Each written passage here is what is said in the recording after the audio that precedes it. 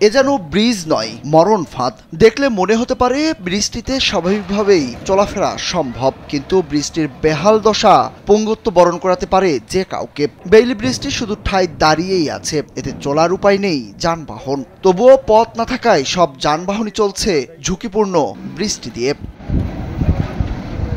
Bailey ব্রিজটির পাটাতনের বেহাল দশাই বলে দিচ্ছে ছোট্ট ছোট্ট ফুটো যে কারো প্রাণনাশের কারণ হয়ে দাঁড়াতে পারে।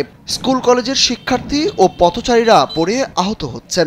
রাত বিরাতে চাকা পড়ে উল্টে যাচ্ছে অটোরিকশা, ভ্যান। জায়গায় জায়গায় আপনার গর্ত হয়ে গেছে, অনেক বড় বড় ফাঁক হয়ে গেছে।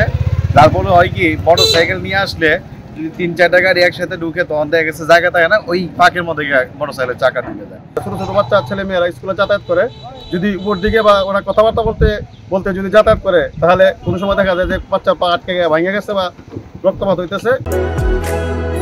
বাংলাদেশের একমাত্র মাল্টিন্যাশনাল টাইলস ব্র্যান্ড আরএকে সিরামিক্স। এই দিক দিয়ে বড় গাড়ি যাওয়ার পরে দেখা গেছে কি ছোট গাড়িও চলতেছে, অনেক ছোট গাড়ি দেখা গেছে কি আপনার দুর্ঘটনা করতেছে। প্রতিদিনই 1-2টা মানুষ ব্যথা পাইতেছে।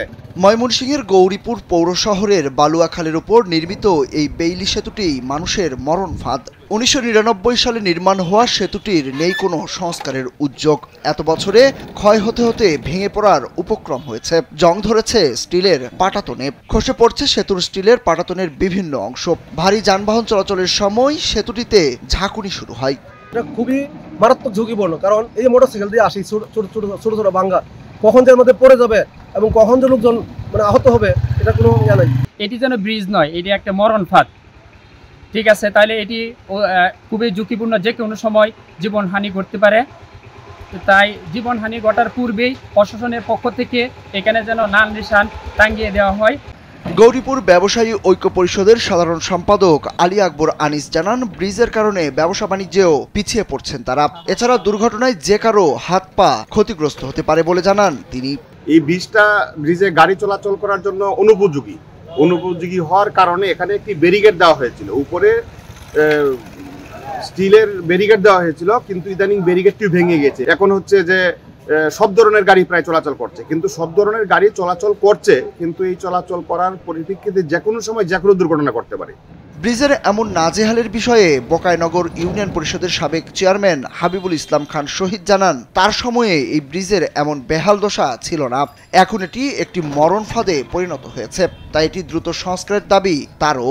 ধান বিক্রি করার জন্য অন্যান্য দ্রব্য, পণ্য সামগ্রী এবং কৃষি সামগ্রী যখন বিক্রি করতে আসে তখন তাদের অনেক কষ্ট ভোগ করতে হয়। পাশাপাশি আমাদের স্কুল কলেজের ছাত্রছাত্রীরা এদিকে চলাচল করতে পারে না। তাই এই ব্রিজটা মেরামত করা হয় এবং পূর্ণভাবে নির্মাণ করা হয়, আমাদের সুবিধা হবে।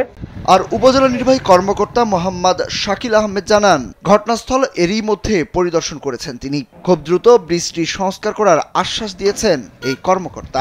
আমরা ঘটনাস্থল পরিদর্শন করেছি উপজেলা ইঞ্জিনিয়ার সাহেব সহ, এবং তার প্রেক্ষাপটে গত মাসের যে মাসিক সভা ছিল উপজেলা পরিষদের, সেখানে আমরা উপজেলা পরিষদের উন্নয়ন তহবিল থেকে বাজেট বরাদ্দ দিয়েছি।